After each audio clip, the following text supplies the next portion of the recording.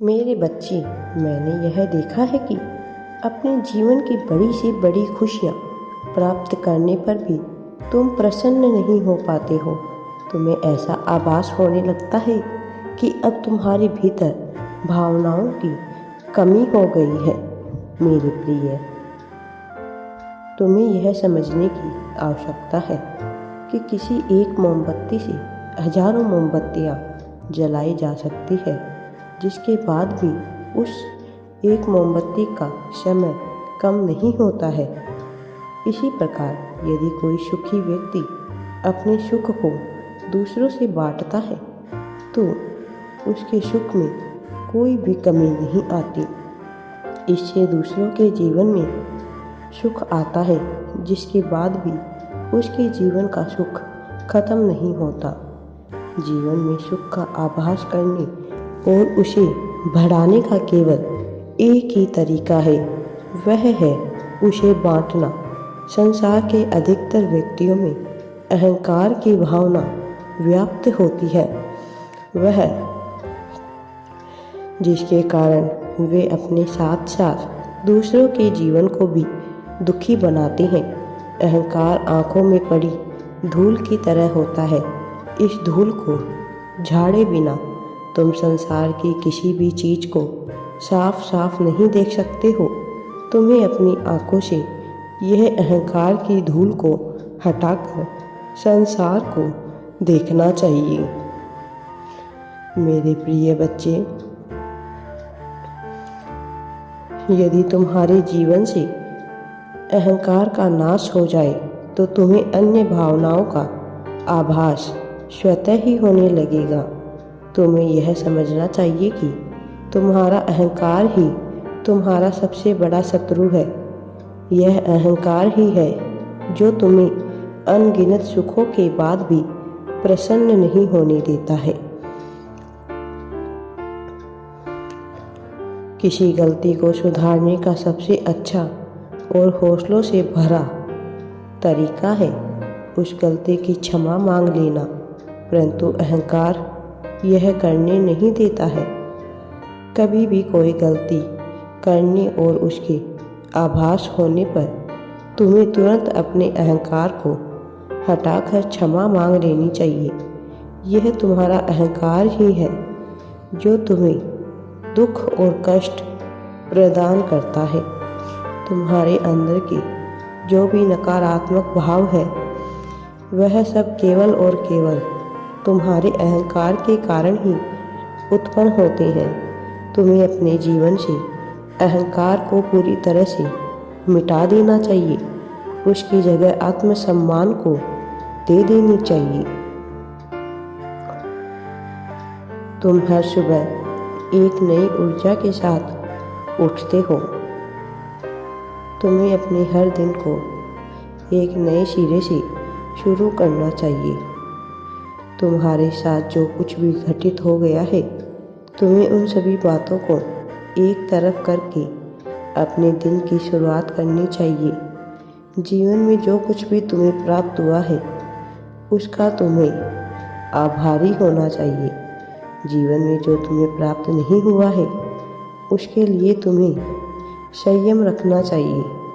जो व्यक्ति जीवन में प्राप्त हुई चीज़ों को सराहना नहीं जानता, उस व्यक्ति को जीवन में प्रसन्नता कभी प्राप्त नहीं होती।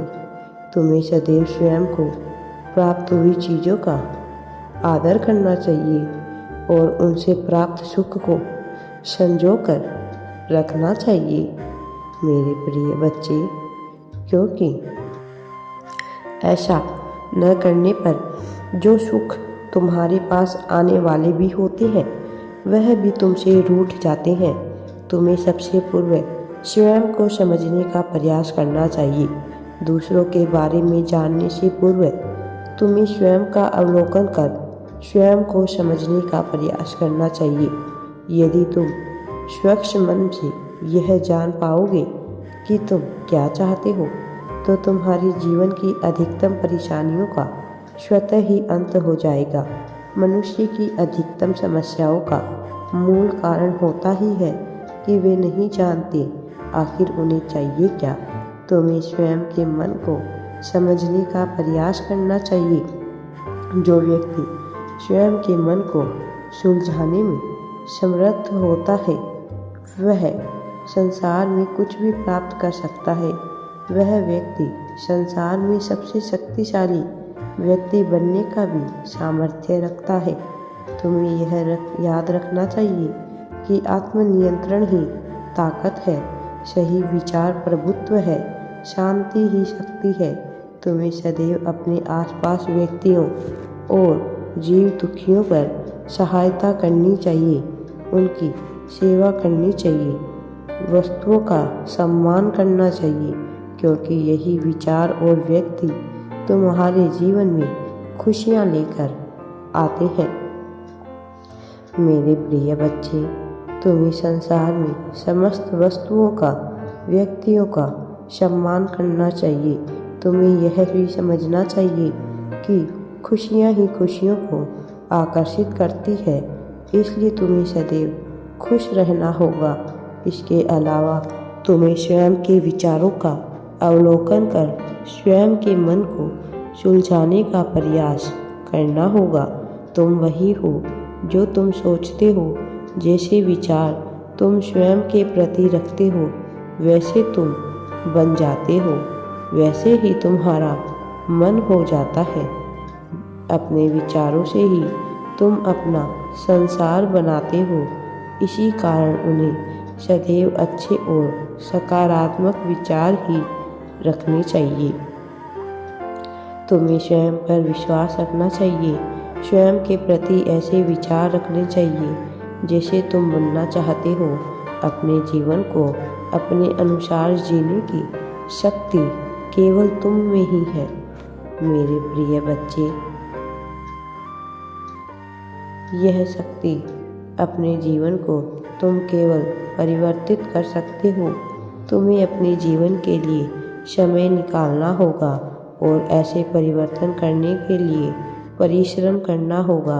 यदि तुम अपने जीवन को अपने अनुसार जीने का प्रयास करने के लिए समय नहीं निकाल सकते तो अति शीघ्र ही तुम्हें संसार अपने अनुसार जीवन जीने पर मजबूर कर देगा और तुम्हें वैसा ही जीवन जीने पर विवश होना पड़ेगा।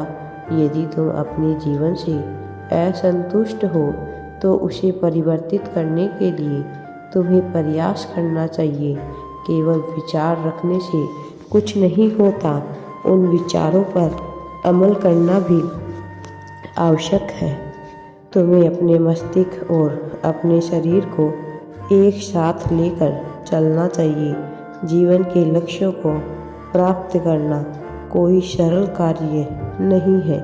यदि शरीर और मस्तिष्क दोनों में से कोई भी एक तुम्हारा साथ छोड़ दे तो लक्ष्य तक पहुंचना काफ़ी कठिन हो जाता है।